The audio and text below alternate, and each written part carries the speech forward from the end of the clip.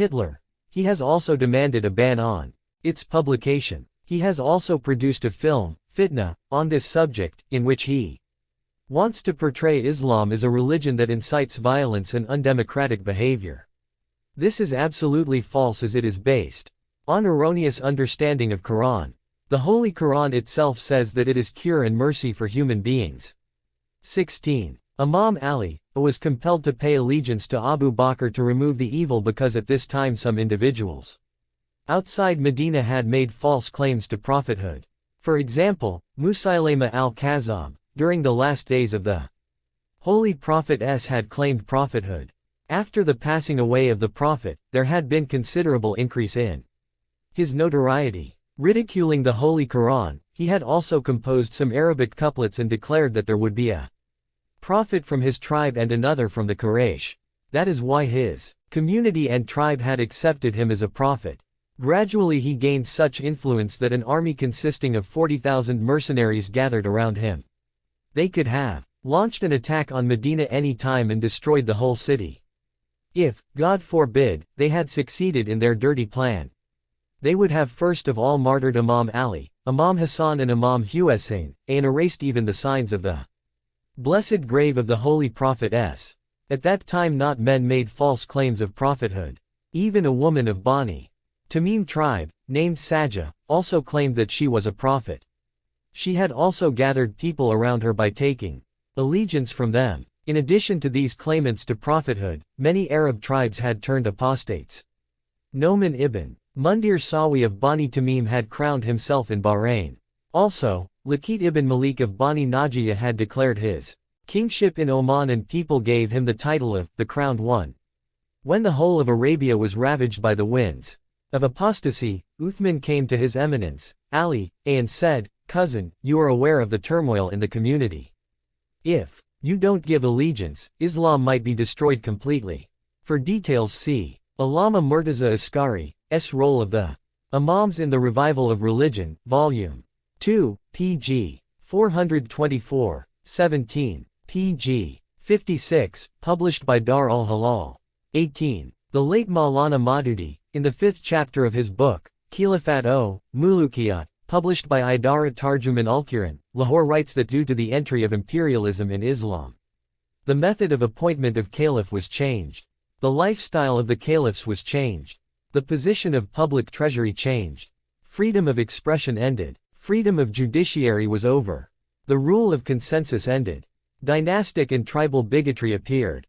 The supremacy of law was destroyed. Khwaja Hassan Nizami on page 98 of his book Yazid Nama, published by Maktab Kazimiyya, Lahore, under the topic Political Crimes of Amir Muawiyah writes, "This 14th and 20th centuries are the centuries of politics.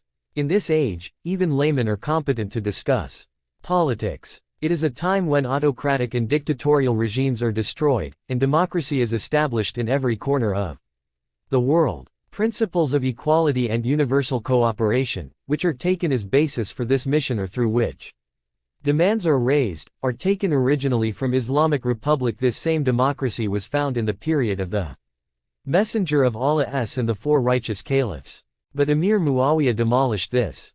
Through the use of force and diplomacy, he violated all the powers of democracy and tried to portray himself as a Caesar and Chosroe of the Arabs. He created discrimination between the rich and the poor. His regime reinvented the racial and religious bigotry which the Holy Prophet had condemned and effectively curbed. He erased the equality and commonality of people and replaced it with discrimination of individuals, as a result of which the concept of brotherhood was nowhere to be seen. Opposing opinions were put to death by the force of the swords. So much so, Muawiyah created discrimination between people even in the matter of worship. He reserved a special place in the mosque for the king, when in Islam the beggar and king stand side by side in worship of God. Had Muawiyah not come to power, the democratic law of the world would have been subservient to Islamic democracy. Muawiyah concealed with clouds of selfishness the political progress of Muslims that had shone on the horizon of the world with the light of equality. If Muawiyah had been alive today, the Bengalis of India would have fired at him, and the socialists of Europe would have attempted to eliminate him. He may not be alive today, but his acts and deeds are alive in The annals of history, which the devotees of democracy and supporters of freedom will recount with malice and repugnance. Shares. Submission to unjust regimes. In their books on jurisprudence and faith, Sunni scholars have raised the question. Is it obligatory to obey a sinful and tyrant ruler? Sheikh Abu Zahra writes in Al-Mazahib al-Ilamiyya. Ibn Hanbal, Shafi'i and Malik say, one should be patient in facing the injustice of rulers.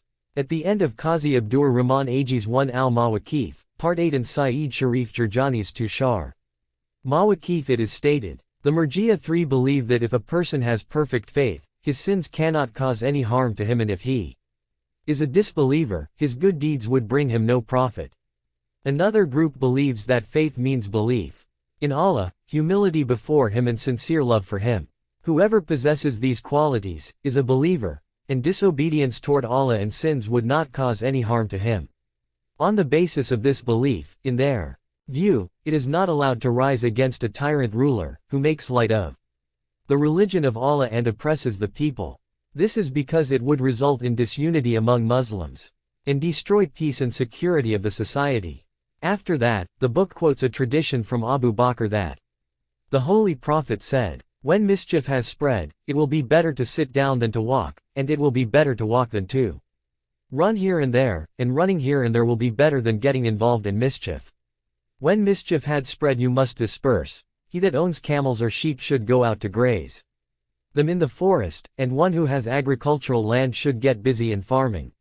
Someone asked, O Messenger of Allah, what should one do, if one does not have camels, sheep or land? The Prophet replied, he should whack his sword on a rock and break it. 4. Such narrations are indeed fabrications by the past and present scholars who support the tyrant rulers, just as they have interpreted the Quran to please the rulers and to protect their interests.